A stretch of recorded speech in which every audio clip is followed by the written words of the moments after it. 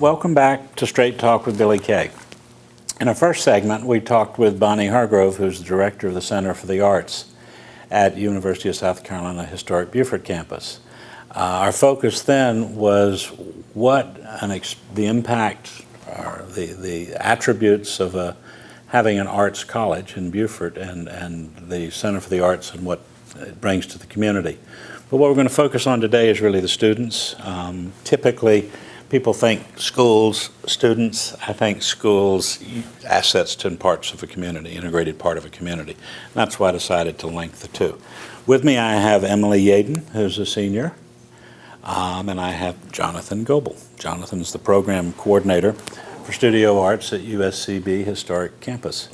John, why don't you start a little bit and tell us the history of the program and where you are, and then Emily will give you a grade of pass or fail as to how you're doing. Okay, we can do it that way.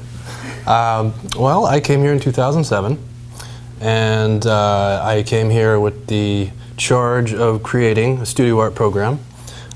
Studio Art has a long history at USCB, long before I was there.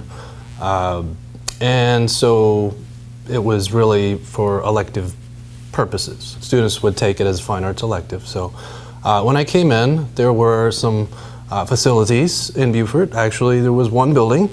So I took it as a challenge to grow that, create the studio program, an academic program.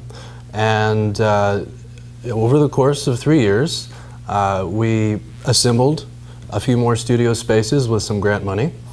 And we were granted approval for the Studio Art program. And in 2010, we launched the program.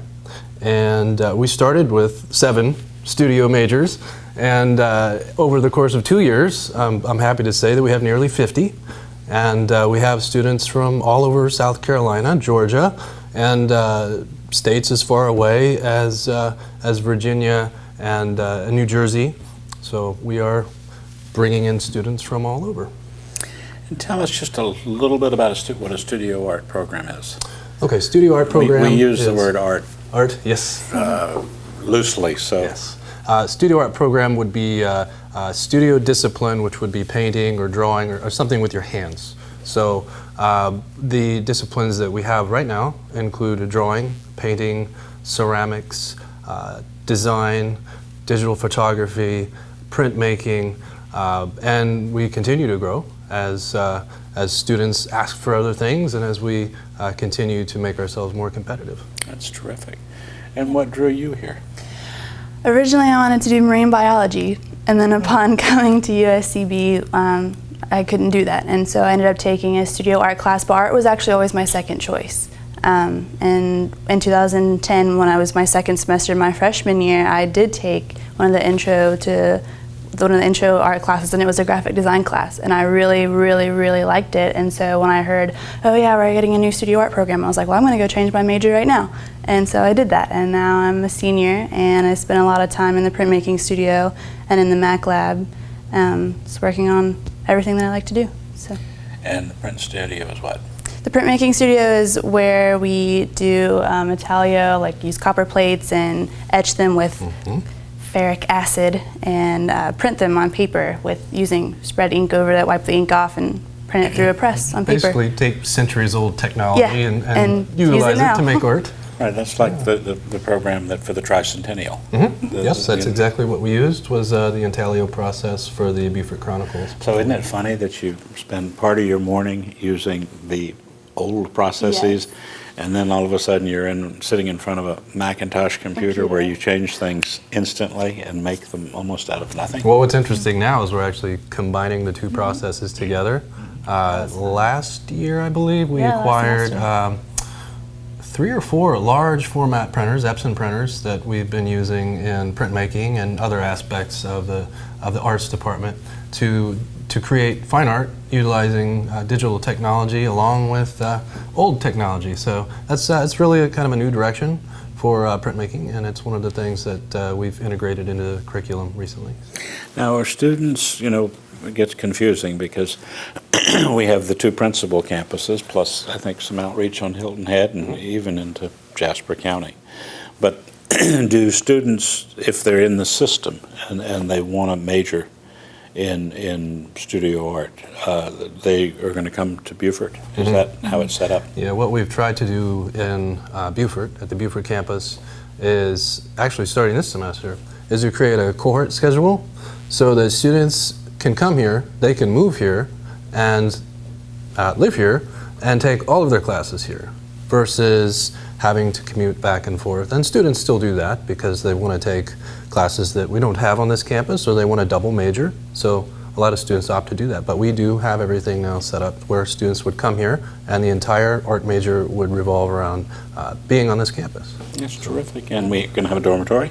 Yes. Yes. And I understand that you're the expert. You can tell us about the Grace White House. The Grace White House, Grace White's father was in the Marines, and he purchased the house in 1936 for $1,900, the huge house at 802 Carteret Street. And it was renovated, and Grace White lived in that house until she was 98.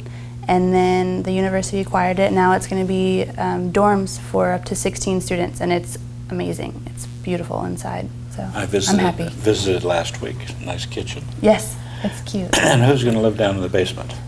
Stephanie, she's a librarian, and she's going to be the RA. She's going to be and the she's resident assistant. So there will be adult supervision. Yes, there will. You know, I had some of the people in the neighborhood, of course, when they heard, oh my gosh, there's going to be a fraternity house in the middle of our neighborhood in the historic district. But they were calmed down, and they came to realize there would be supervision, but students are basically here to learn, and parking is not a problem because there's a parking across the street. Jonathan, what do you see as the future? Well, Other than your students being successful and being your best recruiters and sending you more and more and more students. Emily will graduate. Step one. Well, we are focusing on growth, headcount. So one of the things that we are actively doing right now is recruitment. And I got to say, one really neat thing about this program is that it's small, and there aren't a lot of other small programs right now, especially programs that just started. So we have a program with a very acceptable, very desirable student-faculty ratio. And so it's very attractive for students to want to come here.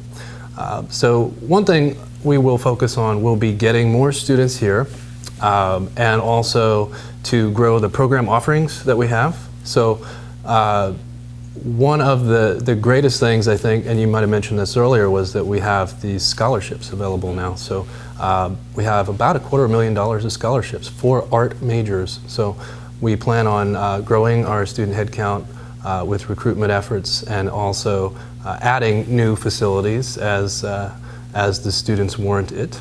But we do see also adding other disciplines in the arts, including music and theater and media arts. So we really started with studio art, but it will expand, and eventually we'll have a large population of arts students on this campus. One of the concerns people have always about studio art is because studio artists are stereotyped as starving artists. Indulgent, I guess, in that you go, you express yourself, you get the skills, the discipline to express yourself. If someone doesn't want to pay for it, you don't make a living. How are you going to reconcile that? How are you going to take your studio art background and turn that into a way to make a living, and also to do the more, quote, personal creative stuff?